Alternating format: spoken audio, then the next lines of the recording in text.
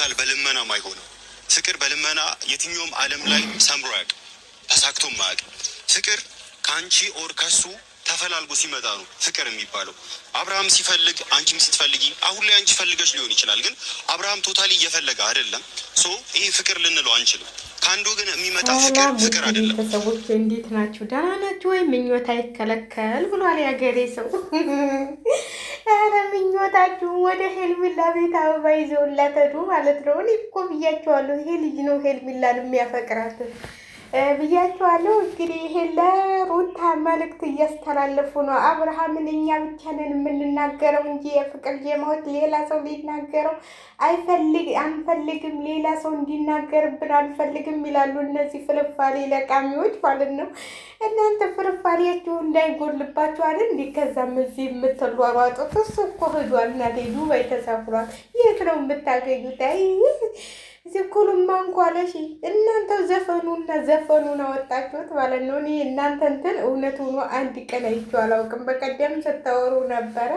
ለማንኛውም እነሱ ተንትል እያሉ ነው። እናንተ ሩታን ባትሳደቡ ከአብርሽ ጋር ባትቀያየሙ ይሻላቸዋል። ማለት ምንም ብኮን የልጁ እናት ነ ያልፏል።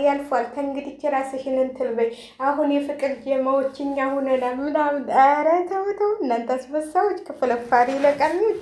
እናንተ የፍቅር ጀማ ሳይሆን የፍልፋሪ ጀማ ናቸው። ፍልፋሪዎች ደግሞ እናንተ ልትናገሩ ትፈልጋላችሁ። አንተኛው ቤት ላይ ከፈለችልህ ሄልሚላ ብለህ እንትን እንበላ። አንተኛው ሊንጨጫም ደግሞ ምን አድርጋለህ ነው እንደዚህ የምኮኑት? አይ የፍቅር ጀማ እናንተ የፍቅር ጀማ ሳይሆን የፍርፋሪ የቀላዋ ጀማ ብትባሉ ይሻላችኋል። እናንተ ምንም ነገር የሚያገባችሁ ነገር የለም። እዚህ ጋር የልጁን እናት ነው አይታችኋል፣ እንዴት እንዳለው ፍቅሩ ማለት ነው። እና ለማንኛውም እስቲ እናያለን እንግዲህ። ዛሬ ሰርጉ ነው አሉ፣ ሰርጉ ነው እያሉ ወደ ሄልሚላ ቤት የዛ ጋር ቀንጥሰው ያመጡትን አበባ ይዘው ሂደዋል ማለት ነው። አበባ ነው ወይስ ሳር ይዛችሁ? ቄጠማ ነው መሰለኝ፣ ቄጠማ ነው እንዴ? ቄጠማ ይዘው ሊሄዱ ነው፣ ሊጎዘጉዙ ማለት ነው። ወደ አባብዬ ቤት ነው እንዲዛችሁ የምትሄዱት። እንግዲህ ያው እንትን ብለዋል ማለት ነው። ከሀገር ሊወጡ ነው ዛሬ እየተባለ ነው። ሄርሚላና አብርሽ ናቸው ሀገር የሚወጡት ብለዋል። እንግዲህ የፍቅር ጀማዎች ማለት ነው። አይ የፍቅር ጀማዎች ሳይሆኑ የፍርፋሪ ጀማዎች እንበላቸው እኛ። ይህ ፍርፋሪ ለጀማዎች፣ የሄርሚላ ፍርፋሪ ለቃቃሚዎች ማለት ነው። ዛሬ ደግሞ እንግዲህ እየጨፈሩ መጥተዋል ማለት ነው። አይ እንደው ስታሳዝኑ በእናታችሁ በጣም ነው ያሳዘናችሁኝ። እንደው ማታ ጉዳችሁን እኔ በጣም የምትገርሙኝ ማለት ነው። ፍርፋሪ እንዲህ ያሳብዳል እንዴ? እንደዚህ ያሳብዳል እንዴ? እንደዚህ ያደርጋል እንዴ?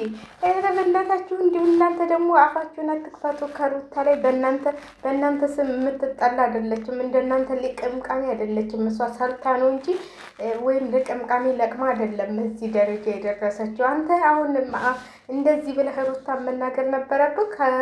ከባሏ ፍርፋሪ ለቅማ ቤት ኪራይ ከፍላ በጣም ትገርማለህ። በማን እንዳገኘኸው እንኳን አታውቅም። እኔም በጣም ትገርሙኛላችሁ እናንተ ፍርፋሪ ለቃሚዎች ማለት ነው።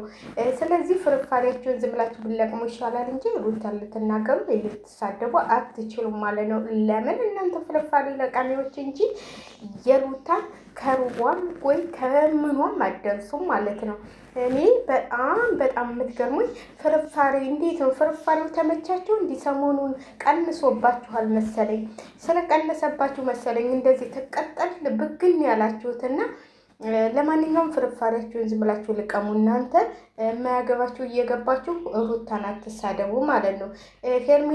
ሄርሚላም እኮ አንድ ቀን ሲጎልባት አንድ ቀን ወይ ፍርፋሪ አላቀምሳችሁም ብትል ወታችሁ ልሰድቧት ነው ማለት ነው። በዚህ ራሱ ትምህርት መውሰድ አለባት ማለት ነው። አንተ መጀመሪያውን ስመጣ አንተ አይምሮ የምትባለው ማለት ነው ከሩታ ቤት ነበር የመጣው ማለት ነው። ብዙ ነገር አሳልፈናል ብለሃለች። አሁን መተክ ሩታን እንደዚህ ማድረግ የለብህም ብዬ ነው የማስበው። ለማንኛውም ሸላይክ እያደረጋችሁ ለእነዚህ ፍርፋሪዎች ለቃቢዎች አድርሱልኝ ማለት ነው። ፍርፋሪ ምንም ከየትም አያደርስም። ሰርታችሁ እንትን በሉ፣ በእነሱ አትሸቅሩ፣ በእነሱ እንትን አትበሉ። አሁን ቻናላችሁን ለማሳደግ ሩታን መሳደብ፣ ሩታን ካልተሳደባችሁ ለነገሩ ማን ይላችኋል? ሩታን ስትሳደቡ ብቻ ነው ሰው የሚያይላችሁ ማለት ነው። ለማንኛውም ሩታና አብርሽ የሉም፣ ሄደዋል፣ ወጥተዋል። አትቃጠሉ ማለት ነው። አሁን ቤቱ ልንገባ ነው ብላችኋል። እንግዲህ ከቤቱ ስገቡ ማለት እንደምታገኙ እናያለን ማለት ነው። ነገ ትለቁታላችሁ። ደግሞ ምን ብላችሁ እንደምትለቁ እናያለን።